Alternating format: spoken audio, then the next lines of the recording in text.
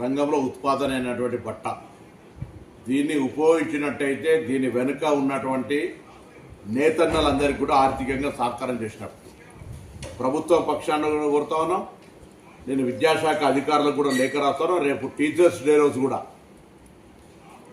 ఆ సింథటిక్ శాలువాల బదులు కాటన్ శాలువాలు వాడండి.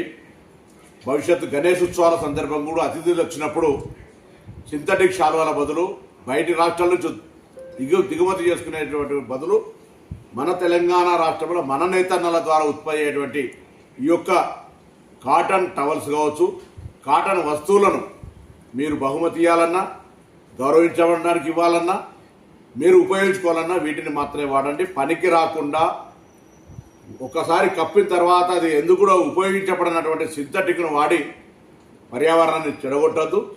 పర్యావరణానికి పనికొచ్చి, శరీరానికి పనికొచ్చి,